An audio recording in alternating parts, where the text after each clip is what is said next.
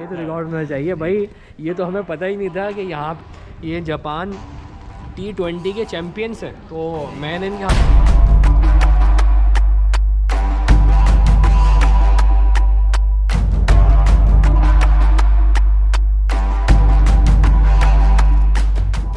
तो हम लोग आए हैं और आशिक भाई का बहुत बहुत शुक्रिया कि आशिक भाई ने ये जी पाकिस्तानी रेस्टोरेंट हांडी पे आए हैं हम लोग। अरे ज़बरदस्त बेहतरीन हो गया भाई। हाँ कोई बात नहीं और बताइए सब करिए। चले अच्छा भाई बहुत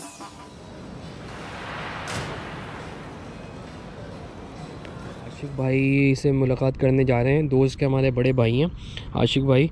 तकरीबन 8-10 साल हो गए इनको यहाँ पे जापान में रहते हुए।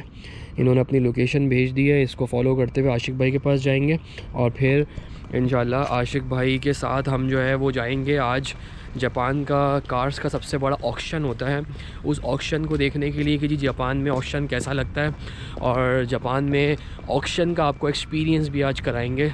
तो इंशाल्लाह आज बड़ा मज़ा आने वाला है। जापान का कार ऑक्शन आप लाइव देखेंगे कि किस तरह से बोलियां लगती हैं और किस तरह से चीपेस्ट कार्स जापान में सेल होती हैं।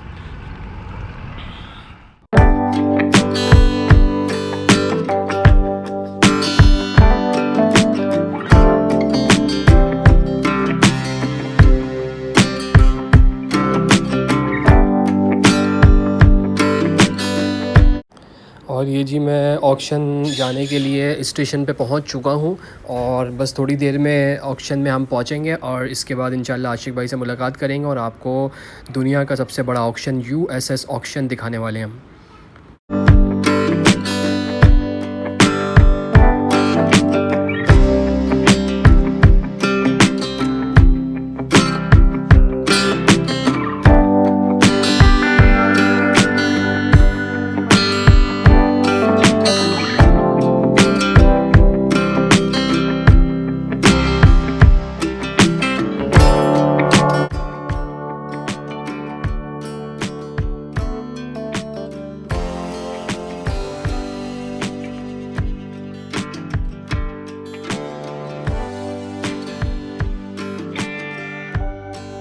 मौजूद हैं सबसे बड़े टोक्यो में होने वाले ऑक्शन के अंदर और ये USS टोक्यो के नाम से ये जगह है। कमारा के अंदर ये जगह है और मेरे आप पीछे अगर देख सकें तो गाड़ियों का अंबार है। बहुत बड़ी जगह है, बहुत बड़ी लोकेशन है और अभी हम आपको अंदर से भी पूरा दिखाएंगे।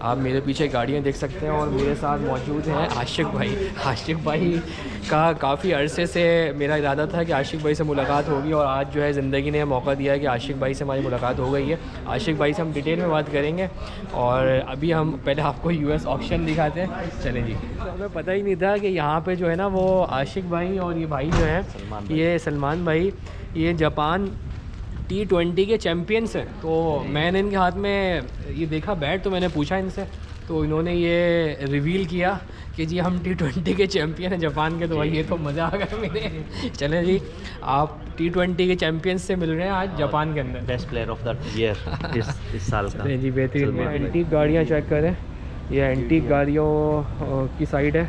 ये गाड़ियाँ चेक करें आपके सामने, बहुत ही आला।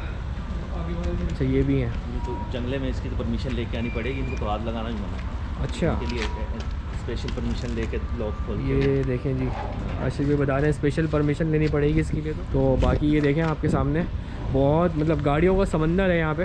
18,000 गाड़ियाँ आज। 18,000 गाड़ियाँ? 18,000 गाड़ियाँ आज ऑक्शन में आई हैं। अच्छा 18,000 गाड़ियाँ भाई ऑक्शन में आई हुई हैं। ये मैं मास्क बार बार इसलिए लगा रहा हूँ कि यहाँ भाई बता रहे हैं चेरी ब्लॉसम का सीज़न है तो उसकी वजह से जो ना हवा में कोई ऐसी चीज़ होती है। क्या चीज़ होती है भाई? काफून काफून, हाँ। जिसकी वजह से जो है ना गले में खराश और बहुत ज़्यादा आँखें जलती हैं। खांसी वगैरह और आंखें हाँ। जलने वगैरह का सीन होता है। हर किसी को नहीं होता, जिसको एलर्जी है उसको होता है। अच्छा, ये देखिए ना गाड़ी का कैसे उन्हें खुला हुआ है। ये क्या सीन है? तो गाड़ी चेक करेंगे, ये साइज़ चेक करें इसका भाई। नीचे वाली खरीदा ना?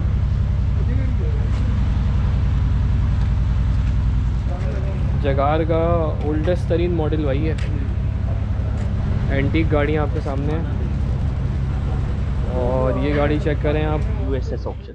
टोक्यो यूएसएस ऑक्शन में हम खड़े हुए हैं और ये दुनिया का सबसे बड़ा ऑक्शन है। आप हमारे पीछे देख सकते हैं, एक से एक गाड़ियां हैं और ब्रांडेड भी मिलेंगी आपको, जापानीज भी मिलेंगी, हर किस्म की गाड़ियां यहाँ पे आपको मिलेंगी।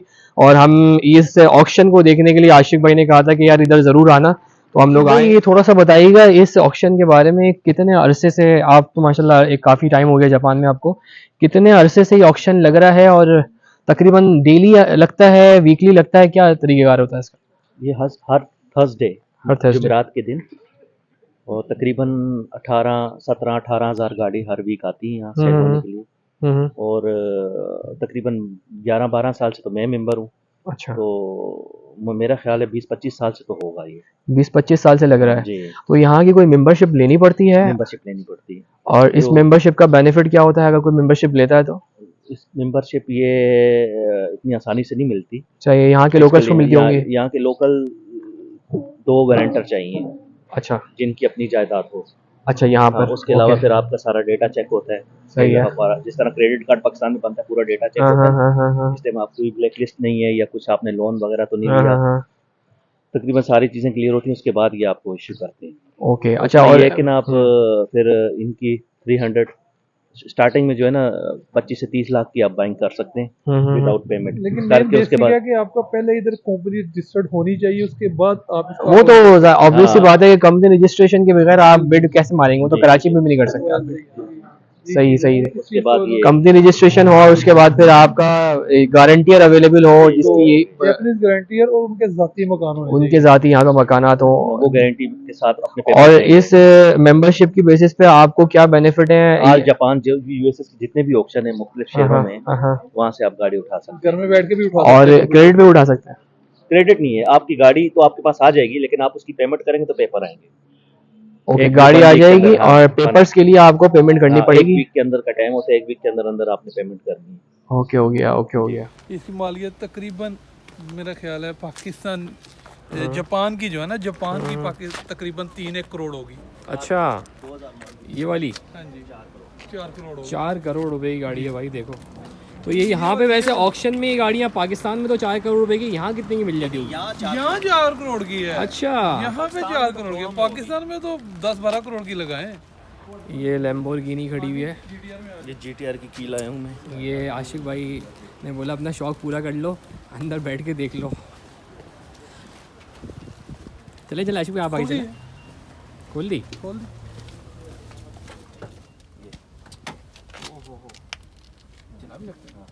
बैठे हैं अंदर, स्टार्ट भी कर सकते हैं।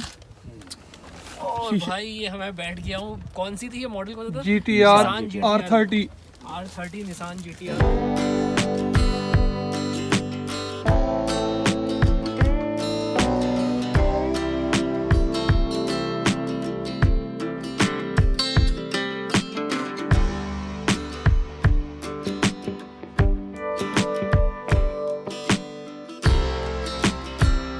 अल्फा रोमियो, इसका शेप चेक करें आप। 60 होंडा टाइप R। पोर्शे है 911। हाँ जी, Carrera 911। 911। और ये कौन सी है? V8 में बेंज ये Mercedes V8 Benz, sports grade. ये चेक करें। लैंड रोवर डिफेंडर, इसकी क्या वर्थ होगी? इसकी वर्थ इसका कोई आइडिया नहीं है, क्योंकि ये इम्पोर्टेड है। इसकी वर्थ का कोई आइडिया नहीं होता कहाँ चली जाए। अच्छा, और ये कौन सी है? ये तो बेंज है ना, ये बेंज है, AMG में, मर्सिडीज कुछ बेंज। AMG में है, कुछ सिंपल है। V8 है ये अच्छा, AMG। ये हमारा जो क्रूजर V8। ये पीछे इसके एक और ये जी ऑडी आपके सामने है। पाकिस्तानी लैंड क्रूजर पाकिस्तान आजकल दिख रहा है। छत खुल जाता है इसका ओके, support। ये बेंच पीछे भी की, है, ये पीछे इसका Lexus है। रूफ ओपन हो जाता है। ये पीछे लेक्सिस है। वो इसका सामने भी लैम्बोर्गिनी खड़ी है। ये भी 2 करोड़ की, अच्छा, ये एक कस्टमर के लिए ली थी पिछले। ये लैम्बोर्गिनी खड़ी है। ये लैम्बोर्गिनी आपके सामने चेक करें जी, लैम्बोर्गिनी। हाँ जी, गाँव ये मॉडल कौन सा है? ये 2004 का मॉडल है लैम्बोर्गिनी। लैम्बोर्गिनी 2004 का मॉडल। ये ऑक्शन शीट है। अच्छा, हमारे यहाँ तो ऑक्शन शीट जो है ना वो छुपा लेते हैं। छुपा लेते हैं, 2 नंबर बनी होती सारी। ऑक्शन शीट भी छुपा लेते हैं भाई। यहाँ पे हर चीज़ बिल्कुल ट्रांसपेरेंट है। इस पे इसका ग्रेड भी लिखा हुआ है, 4 ग्रेड लिखा हुआ है ना, ये जी, 4 लिखा हुआ है इन्होंने। ये देखें, ये रहा 4, लैम्बोर्गिनी 4 ग्रेड, चाबी नहीं है। और मसला नहीं है, 4 ग्रेड की लैम्बोर्गिनी।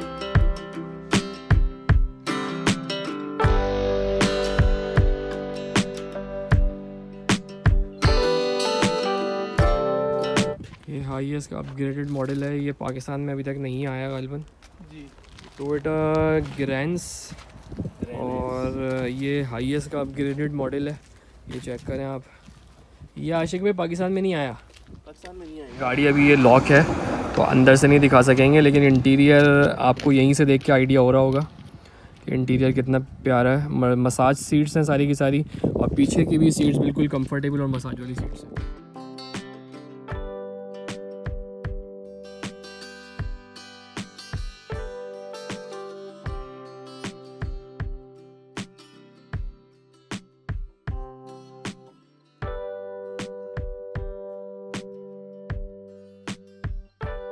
ये जी गाड़ियों का ऑप्शन चल रहा है, गाड़ियाँ बिक रही हैं। ये काउंटर लगा हुआ है जी। जब चलते जाए ना तो साथ साथ चलें चलें, आप लोग चलें। ऊपर आ जाओ, ऊपर आते हैं। ऑक्शन रूम बना हुआ है, बेडरूम्स।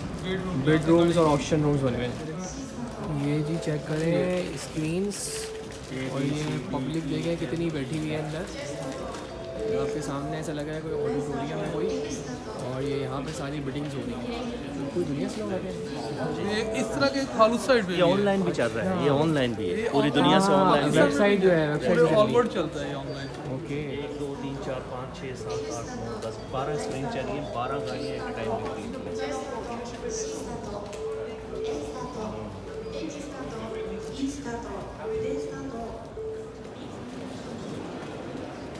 तो भाई थोड़ा सा इधर आ।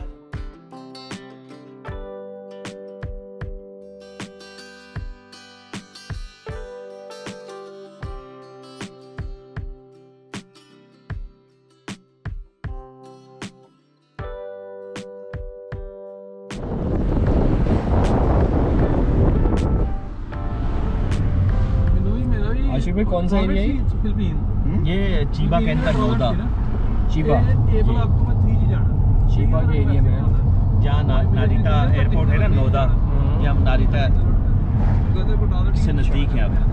अच्छा, नारिता एयरपोर्ट यहाँ से नज़दीक है। यहाँ से 1 घंटे का रास्ता है नारिता। ये जी पाकिस्तानी रेस्टोरेंट हांडी पे आए हैं हम लोग, और शीबा के एरिया में। चीबा बोलते हैं, जैसे नहीं बोलते लोग। पाकिस्तानी रेस्टोरेंट पर भाई खाना खाने के लिए आए हैं। देखते हैं। ये जी सुल्तान ऑफ जापान, ये T20 की टीम है जापान की, और इसको हांडी रेस्टोरेंट जो है इसमें स्पॉन्सर भी करते हैं ये लोग।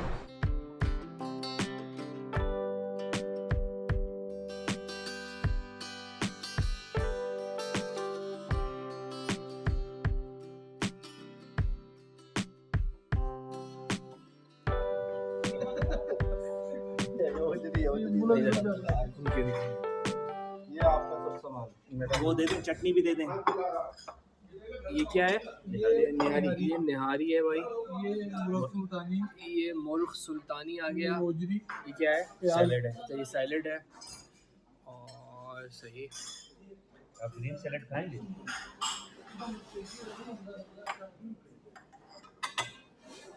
खाना आ चुका है, दाल आ गई, ये रोटी आ गई।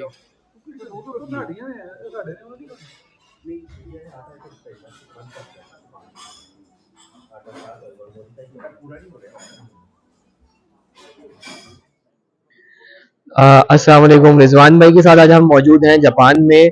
रिजवान भाई, कितने टाइम से जापान में आप मौजूद हैं? वालेकुम सलाम रहमतुल्लाहि व बरकातहू। जी बिल्कुल, मुझे तकरीबन 10 साल होने वाले हैं जापान में। फर्स्ट जो मेरा ट्रैवल था जापान के लिए, वो मैं पहुंचा था जापान 12 जुलाई 2013, तकरीबन शाम 4:30 बजे फ्लाइट मेरी लैंड की थी जापान में। ये 10 साल हो गए करीबन मुझे। अच्छा। तो भाई रिजवान भाई 10 साल तक से तकरीबन जापान में है, और रिजवान भाई का एक्सपीरियंस सुनते हैं। रिजवान भाई थोड़ा सा ऑडियंस को ये बताएं कि जापान आना कैसा है। जिस तरह मैं आया जापान, और डिफरेंट लोग भी आना चाहते हैं जापान, तो जापान आया कैसे जा सकते हैं, या वीज़ा के हवाले से जो मामलात हैं वो मैंने अपनी एक वीडियो में ऑलरेडी कवर अप किया है। आप मुझे ये बताइएगा कि जापान आना पाकिस्तानीज़ के लिए कैसा है। और आमतौर पर मैंने सुना ये है कि जापान में जाके लोग डिफरेंट प्रोसीजर्स अप्लाई करते हैं, विजिट वीज़ा पे आ गया, असाइलम अप्लाई कर दिया। मतलब जापान में सेटलमेंट का जो ईजीएस्ट तरीका है वो कौन सा है, और लोग किस तरह से आपके यहाँ पे सेटल हो सकते हैं, और कौन सा अच्छा मुनासिब काम है जो वो हलाल या इजी काम है जो वो करके अपना गुजर औकात कर सकते हैं। जी बिल्कुल, जापान आने के कई तरीके हैं। एक तो स्टडी वीज़ा है। अगर आप रेगुलर स्टडी कर रहे हैं पाकिस्तान में, तो आपने अगर बैचलर किया हुआ, फिर तो आपको इजीली जो है ना वो एडमिशन यहाँ पे मिल जाएगा और साथ वीज़ा भी मिल जाएगा। एक तो ये वे है, मैं शॉर्ट में बताता जाऊँगा। दूसरा इसका एक विजिट वीज़ा है। अगर आपके पास बैंक स्टेटमेंट अच्छी है और टर्नओवर आपका अच्छा है, बिजनेस कर रहे हैं आप या जॉब कर रहे हैं किसी अच्छे इदारे में, और आपकी बैंक स्टेटमेंट अच्छी है और आप टैक्स पेड हैं पाकिस्तान में, और आप अज खुद वहां से विजिट वीज़ा अप्लाई कर सकते हैं। आपको जापान के किसी भी डॉक्यूमेंट की जरूरत नहीं है, आप उधर से अप्लाई करें तो काफ़ी चांसेस होते हैं कि आपका वीज़ा लग जाए और आप जापान पहुंच जिस सकते हैं। तरह अच्छा, जिस तरह मैं जो है वो विजिट वीज़े पे आ गया, तो और मेरा स्टैम्प जो है 15 डेज का है, तो किस विजिट वीज़े पे आके किस तरह से यहाँ पे सेटल हुआ जा सकता है। जी बिल्कुल, अगर आप विजिट वीज़ा पर आए हैं तो फिर अगर आपने यहाँ पे परमिट रहना है तो फिर आपको या तो कंपनी बनाना पड़ेगी, एक वो वे है। दूसरा जो है वो यहाँ के किसी भी कंट्री की हो, लेकिन उसके पास पासपोर्ट जो है ना, खातून के पास वो जापानीज पासपोर्ट हो, तो उसके साथ शादी करके भी आप जापान का वीज़ा ले सकते हैं। लेकिन उसके लिए काफ़ी टाइम चाहिए होता है। अगर आप 15 दिन के वीज़ा पर आए हैं तो फिर ये पॉसिबल नहीं है। उसके लिए फिर आपको एक दूसरा रास्ता है वो इख्तियार करना पड़ेगा, लेकिन मैं समझता हूँ कि वो नामुनासिब है। असाइलम की बात जी, जी, बिल्कुल, वो नामुनासिब है कि बेहतर नहीं होता कि आप पाकिस्तान को रिप्रेज़ेंट झूठ कर बोल रहे के हों रहे और हैं। झूठ बोल के इधर रह रहे हों, तो वो मेरे ख़्याल में वो एक अच्छा वे नहीं है। अच्छा, तो जिस तरह से आपने बताया कि आप जो यहाँ पे कंपनी बना के और परमानेंट सेटल डाउन हो सकते हैं, तो इसका शॉर्ट सा तरीक़ाकार बताएँगे कंपनी किस तरह से विजिट वीज़े पे आके बनाई जा सकती है? जी, उसके लिए काफ़ी डॉक्यूमेंट्स की ज़रूरत पड़ती है। सबसे पहले तो आपको उसके लिए 5 मिलियन येन जो है ना वो चाहिए। हाँ, यानी 500 मान जो जापानीज़ येन में हम बोलते हैं, 500 पाकिस्तानी में कितना होगा? तकरीबन आज का अगर रेट लगाया जाए तो तकरीबन 1 करोड़ 10 लाख के आस-पास बनता है सही तकरीबन, है, ये चाहिए पाकिस्तानी आपको। रुपीज़ में। ये आपको चाहिए एक कंपनी बनाने के लिए, और वो आपके अकाउंट में होना चाहिए। आपका अकाउंट यहाँ पे बना हो, उसमें चाहिए। अगर आप 15 दिन के वीज़ा पर आए हैं तो फिर ये सारी चीज़ें पॉसिबल नहीं है। अगर आप 1 माह के वीज़ा पर आए हैं तो फिर ये चीज़ें हो सकती हैं, या आप पाकिस्तान में ही रहकर जापान में किसी वकील को हायर करें, वो आपको प्रॉपर एक वे बताएगा कि आप इस तरह जो है ना ये काम कर सकते हैं। वो फिर आपका इधर अकाउंट भी खुलवा देगा और आपके नाम की बैंक स्टेटमेंट है वो चलती जाएगी। आप अपने अकाउंट खोल सकते हैं, आप उसमें टीटी लगवा सकते हैं पाकिस्तान से या किसी और कंट्री से। तो फिर आप कंपनी बना लें तो उसमें आपका वीज़ा जो है ना वो 1 साल का वीज़ा पहली बार लग जाएगा। फिर अगर आप उसको अच्छे तरीके से लेकर चलते हैं तो जापान के रूल के मुताबिक 2 बार 1-1 साल का वीज़ा लगता है, और थर्ड टाइम अगर आप टैक्स बाकायदा इनका पे कर रहे हैं तो फिर आपका 3 साल का वीज़ा लग जाता है। फिर उसके बाद 5 साल की भी ऑप्शन है। अगर आप 10 साल रह जाते हैं इधर जापान में, और तकरीबन 90% डेज़ आप पाकिस्तान में रहते हैं, सॉरी जापान में रहते हैं, तो फिर आपके लिए ज़्यादा चांसेस हो जाता है कि आपको परमानेंट रेज़िडेंस जो है ना वो मिल जाती है जापान की। 90% डेज़ जो है ना वो आपको जापान में रहना पड़ता लेकिन है उसके लिए। पासपोर्ट का क्या तरीका है? पासपोर्ट नहीं मिलता? पासपोर्ट भी मिलता है, लेकिन उसके लिए आपको जो है स्टडी करनी पड़ेगी। इनका कोई है लेवल N4 या N5 तक इनकी एजुकेशन है, जिसमें आपको हिरागाना, कातागाना वो लिखनी, पढ़नी और बोलनी आती हो। उस बेस पे भी आपको पासपोर्ट मिल जाता है, लेकिन उसके लिए भी शायद 5 साल या शायद 10 साल, ये मुख्तलिफ आरा है। कई कहते हैं कि 5 साल आपको रहना पड़ेगा, कई कहते हैं कि 10 साल आपको रहना पड़ेगा उसको अप्लाई करने के लिए। अच्छा, कंपनी वाला तरीक़ाकार तो आपने बता दिया। अब जिस तरह से आपने बताया कि जी स्टडी करनी पड़ेगी, तो अगर मैं स्टडी के हवाले से आपसे ये पूछूँ कि स्टडी के हवाले से कौन से मुनासिब और इकोनॉमिकल ऑप्शंस हैं कि बंदा अगर विज़िट पे भी ना आए, सही है, बंदा डायरेक्ट स्टडी वीज़ा के ऊपर आए पाकिस्तान से। जो इनका एक लेवल है, जिस तरह से इनकी कॉन्सुलेट्स हैं कराची में और इस्लामाबाद में, वो जापानीज़ लैंग्वेज कोर्स कराती हैं, तो वो 150 घंटे का मैंने सुना है कि कोर्स होता है। वो अगर आप कर लेते हैं, वो करने के बाद आपको यहाँ पे यूनिवर्सिटी में एडमिशन मिल जाता है। तो क्या इस रूट से आना मुनासिब है? जी बिल्कुल, बहुत अच्छा। ये ज़्यादा आपके लिए जो है ना वो फ़ायदेमंद होगा कि अगर आप स्टडी वीज़े पे आते हो और आपने पाकिस्तान में ग्रेजुएशन की हुई है, उस बिहाफ़ पे तो आपको बड़ा ईज़िली वीज़ा मिल जाएगा। फिर यहाँ पर आकर आप इनकी लैंग्वेज सीखते हैं। जब आपको इनकी लैंग्वेज आ जाएगी तो फिर आपके लिए बहुत सारे रास्ते जो हैं वो खुल जाते हैं। अमूमी तौर पर जो पाकिस्तान से लोग आते हैं, स्टडी वीज़े पे भी आते हैं, तो वो लैंग्वेज की तरफ इतना ध्यान नहीं देते, फिर वो गाड़ियों का काम में घुस जाते हैं। हालाँकि इसके अलावा भी बहुत सारे तरीके हैं कारोबार करने के। हमारे कुछ पाकिस्तानी आपके वेल्डिंग का भी काम करते हैं, यानी कि उनकी बड़ी-बड़ी खाशा उन्होंने बनाई हुई है और अच्छा उनका टर्नओवर हो रहा है। तो अगर आप जापानीज़ सीख कर आते हैं या यहाँ पर आकर सीखते हैं और ग्रेजुएशन आपने की हुई है, तो उस बेस पे आपको जापानीज़ कंपनी भी वीज़ा दे देती है। अगर आप इनका एक पूरा प्रोसीजर जो है स्टडी का पूरा आप उसको मुकम्मल करते हैं, तो उस बेस पे आपको जापानीज़ कंपनी जो है वो भी वीज़ा दे देती है। अगर आप लैंग्वेज सीख के यहीं पे रहते हैं तो आप कंपनी बनाने के भी आपके पास बहुत सारे चांसेस हैं। तो अच्छा, लैंग्वेज सीखने के लिए मतलब वहाँ से लैंग्वेज कोर्स करके आना ज़रूरी है, या हम अगर कोई बंदा यहीं पे यूनिवर्सिटी में, सर यहाँ पे मैंने देखा शिनजुकू में भी हैं और डिफरेंट इनके सिटीज़ में यूनिवर्सिटीज़ हैं, लैंग्वेज यूनिवर्सिटीज़, तो क्या वो विजिटर यहाँ पे आके लैंग्वेज कोर्स में एडमिशन ले सकता है, या डायरेक्टली पाकिस्तान से विजिटर कोई भी जो है वो लैंग्वेज कोर्स में एडमिशन लेके डायरेक्ट यहाँ पे लैंड कर जाए स्टूडेंट वीज़े के ऊपर? क्या ये पॉसिबल है, या यही होगा कि पहले आपने एक सर्टेन लेवल ऑफ लैंग्वेज आए तो फिर ही आप वीज़ा ले सकते हैं? जी बिल्कुल, पाकिस्तान में इनके लेवल के मुताबिक जो जापान गवर्नमेंट की रिक्वायरमेंट है, उसके मुताबिक पाकिस्तान में लैंग्वेज स्कूल खुले हुए हैं। वहाँ पर आपको कुछ देर पढ़ना पड़ेगा, फिर उस बेस पे आपको यहाँ पे जापान का वीज़ा मिलेगा। तो इसका मतलब ये हुआ कि पहले हमें जो है थोड़ा बहुत वहाँ से लैंग्वेज करनी मतलब करे हुए अगर आप हैं लैंग्वेज, सही है, या आप नहीं किए हुए और आप करना चाह रहे हैं, तो पहले थोड़ा बहुत उनका जो लैंग्वेज कोर्स है वो कर लें, 150 आवर्स है जो भी इनकी रिक्वायरमेंट है उसको पूरा कर लें, उसके बाद प्रॉपर स्टूडेंट वीज़े के ऊपर यहाँ पे लैंड कर जाए, जी बिल्कुल। बजाय ये कि आप उल्टे सीधे रास्ते इख्तियार करें और मामलात में पड़ें। जी बिल्कुल, तो राइट वे है ना, उसी को यूटिलाइज़ करना चाहिए। रॉन्ग वे से आना, एक तो पाकिस्तान का तशख़्ख़ुस जो है वो मजरूह होता है और दूसरा आपकी अपनी पर्सनैलिटी जो है वो भी मजरूह होती है। फिर इधर आके भी आपको बहुत सारे काम ऐसे हैं, झूठ पे झूठ बोलना पड़ता है। फिर एक झूठ छुपाने के लिए 100 झूठ बोलने पड़ते हैं। हाँ, आशिक भाई के पास तो माशाल्लाह इतनी बड़ी ज़बरदस्त गैदरिंग मिली है। रिजवान भाई, आशिक भाई और इलियास भाई, इलियास मोहसिन भाई, मोहसिन भाई, रशीद भाई, नईम भाई, नईम भाई और फैज़ान। तो बड़ा ज़बरदस्त जो है वो फुल पाकिस्तानी गैदरिंग जम गई है ये तो। हाँ जी, रिजवान भाई बेहतरीन गैदरिंग जम गई है। जी बिल्कुल, बिल्कुल। अभी आपको और भी बहुत सारे नज़र आएँगे। ज़्यादा बिज़ी हैं, कोई गाड़ी भेज और देंगे, गाड़ी से हैं निकलेंगे। सारे के सारे क्रिकेट लवर्स और ज़्यादातर जापान T20 खेलने वाले लोग, सही है। 40 भी, 40 भी। कवर है ना, इन्हीं बेंचों में मिलेगा।